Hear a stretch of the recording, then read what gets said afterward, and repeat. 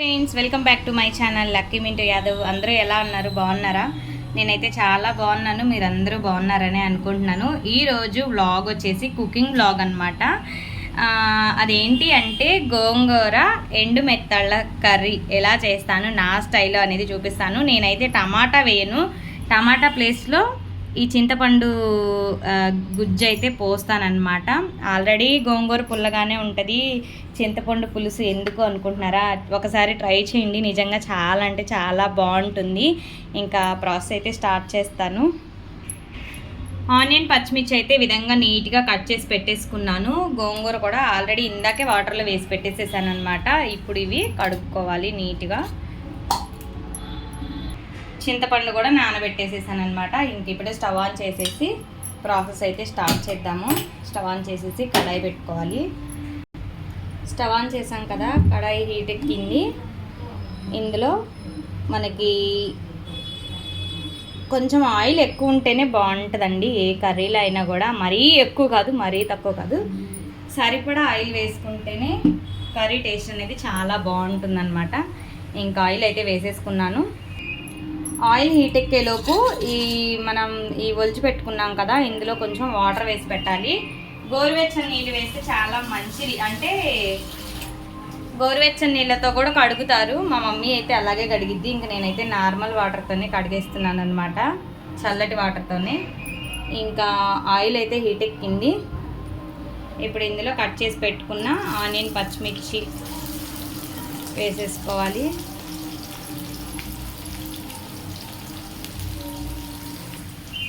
ఇప్పుడు ఇందులో చిటికెడు పసుపు వేసుకోవాలి. వీటిని మంచిగా వేయించుకోవాలన్నమాట. ఆనియన్ పచ్చిమిర్చి మంచిగా వేగాలి. చూసారు కదా, ఆనియన్ పచ్చిమిర్చి అయితే వేగుతుంది. ఇప్పుడు ఈ అంటే ఇవి ఉన్నాయి కదా, ఎండు మెత్తళ్ళు అయితే ఉన్నాయి కదా, వీటిని ఆల్రెడీ 2 times 3 times అట్లా వాష్ అయితే చేశాను. ఇప్పుడు ఇందులో వీటిని కూడా వేసేయాలన్నమాట.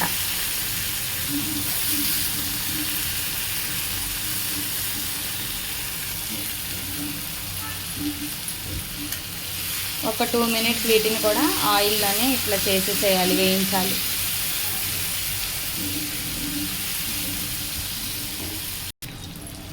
చూసారు కదా, ఇప్పుడు ఇందులోనే మనం ఆల్రెడీ నానబెట్టుకున్న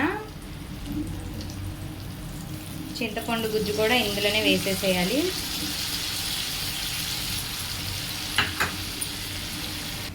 పులుసు అంతా కూడా అందులో వేసేసుకున్నాం కదా. ఇప్పుడు ఇందులోనే మనము కారం వేసుకోవాలి. టేస్ట్కి సరిపడా కారం వేసుకోవాలి. మేమైతే కొంచెం కారం ఎక్కువే తింటాము. కారం అయితే వేసుకోవాలి. ఇందులోనే టేస్ట్కి సరిపడా కల్లుప్పు కూడా వేసేస్తున్నాను. కల్లుప్పు మనం గోంగూర పెట్టేస్తాం కాబట్టి కల్లుప్పు ఈజీగానే మెల్ట్ అయిపోయింది అనమాట, కరిగిపోయిద్ది, ఇబ్బంది ఏమి ఉండదు. ఇప్పుడు వీటిని మంచిగా కలబెట్టుకోవాలి.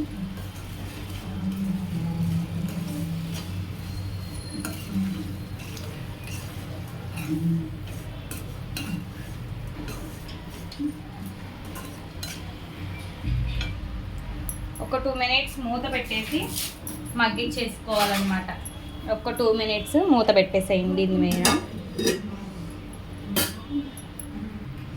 ఒకసారి చూద్దాం. ముక్కలు అయితే మంచిగా ఉడికినాయి అనమాట. ఇంక ఇప్పుడు ఇందులో ఏం చేయాలి అంటే జస్ట్ మనం కడిగి పెట్టుకున్న గోంగూర ఏదైతే ఉందో ఆ గోంగూరని జస్ట్ పెట్టేసేయడమే అనమాట.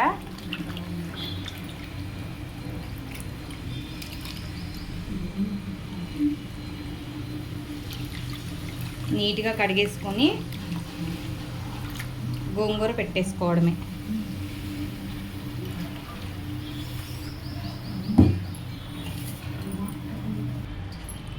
గోంగూర అంతా కూడా పెట్టేసిన తర్వాత ఒకసారి మొత్తం కూడా నీట్గా కలిపేసేసుకోవాలన్నమాట.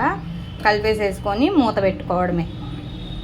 మంచిగా మగ్గే వరకు మూత తీయొద్దు. ఇప్పుడు కొంచెం సేపు మూత పెట్టేస్తాను. మూత పెట్టేసి మళ్ళీ తర్వాత ఎలా ఉంది అనేది మీకు చూపిస్తాను.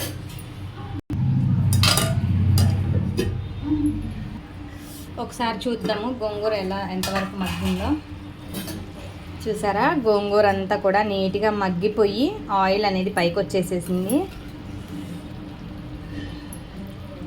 ఉప్పు కారం ఒకసారి చెక్ చేసుకోండి, మళ్ళీ ఏదైనా తక్కువైనా కూడా కలుపుకోవడానికి ఈజీగా ఉంటుంది. ఎందుకంటే కొంచెం వాటరీగా ఉంది కదా, అందుకని.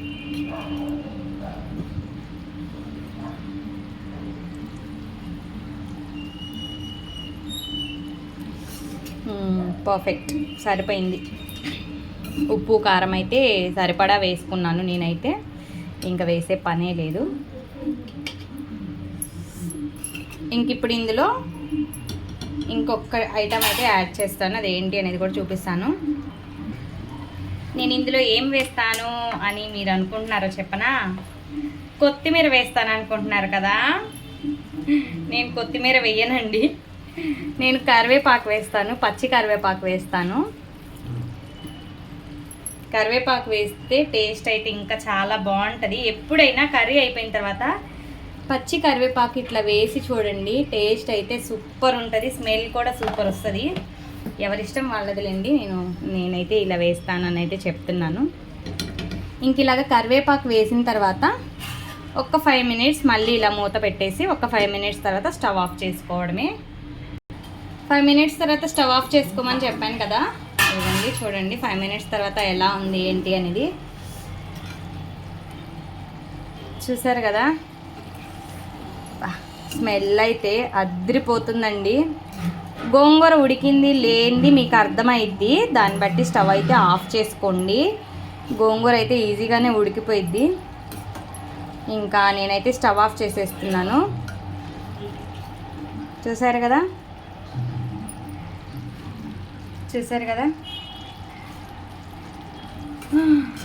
Thank you for watching my channel friends.